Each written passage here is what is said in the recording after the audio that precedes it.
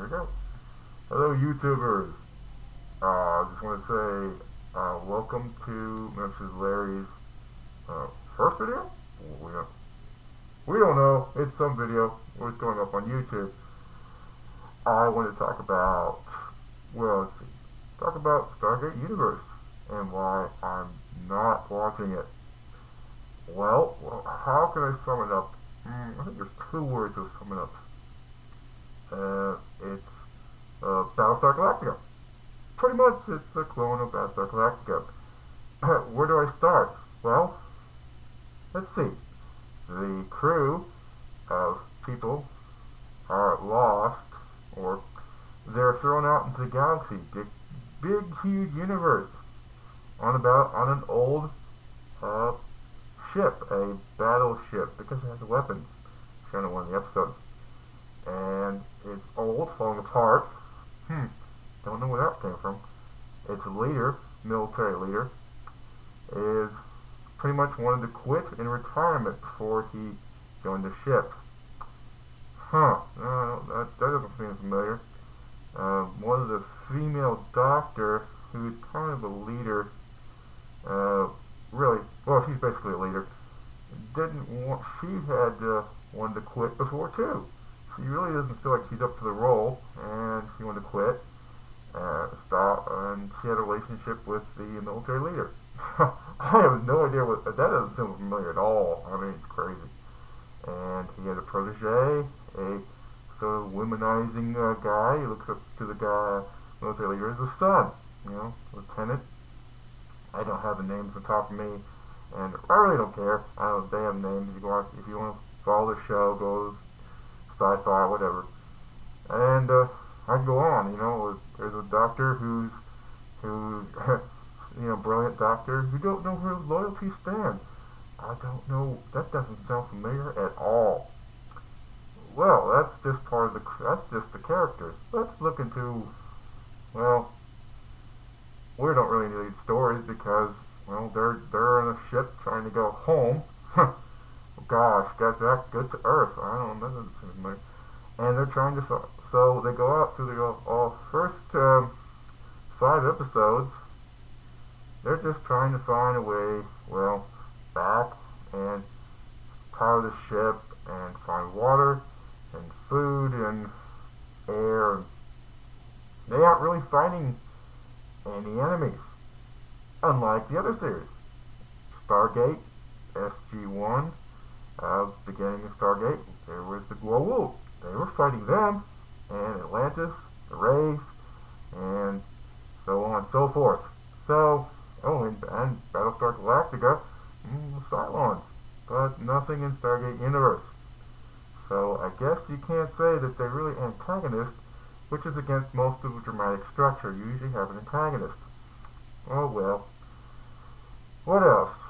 Well, could it really have anything to do with the storylines being about, drama, whiny, characters just because she's crying, so one of the characters lost her father, and it's about her for at least 20 or more minutes one episode and more minutes the other episode. We got it. Your father's dead, you're sad, you gotta tell your mother. She just whines, and of course the Flounder, the womanizer, lieutenant, goes with her and the other one, and that goes on. Well, enough about why that it's bad and why I'm not watching it. What could have been done better? Well, let's talk about that. Well, the series could have been done better if they actually used elements from both Stargate and Stargate SG-1. Well, they used characters from Stargate SG-1. That was clear. And they had a pilot episode, and Richard Dean Anderson's been doing episodes, but no real plotline elements that could have been done. Let's see. Stargate Universe, you could have gone to a different universe. I don't know, like the paradoxes, parallel dimensions, quantum realities, whatever you want to call them, that were in like Stargate SG-1. The whole mirror thing that you touched it and you went to a different universe. Oh gosh forbid you want that.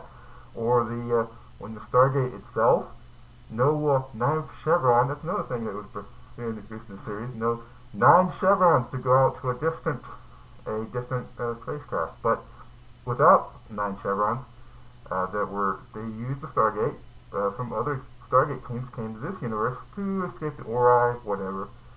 It worked real fine for them, and I don't know why you couldn't go use the same principle to go to a different universe, maybe explore it, trying to get back, you get thrown there, whatever reasoning, or even at Stargate Atlantis, where Rodney McKay from a different universe sent this Daedalus, I got the correct ship name, I'm not certain, that sent the ship to his universe, and he explored it. He went on the ship, and they managed to get back in time with the ship, and so forth. That would have been an interesting plotline itself, but no. Other elements that I'm disappointed in the Stargate universe that really are explained, like why do the ancients, assuming this is of course before the Wraith War, why do the ancients use their resources to send up these ships to simply put Stargates on other planets? Well, that's a waste of time. Why do you want to do that?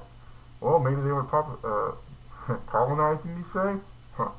Some of the planets are colonizable, or they change over time, and you're putting a lot of resources on a ship that you really haven't, it's unmanned, and I didn't see a point of it. The same reason putting a 9th chevron, what's the point of that? Anyway, that's part of the reason why I'm not watching it, and probably some ideas for why it could have been better. If you have any thoughts on it, certainly leave your comments on the side. And if you think something is better on Friday night, watch that. But as far as me watching Stargate Universe, no. I think I'll invest my time in something else. Maybe catch up on V. There's a series to watch, and even though it's a remake, I actually enjoy it. I'll give a video on that in a short amount of time. So thank you YouTubers for watching my video, and if you want to watch some more, please drop me a comment. I'll certainly like to make some more. I certainly like to have the viewers to watch them, and you take care. Bye.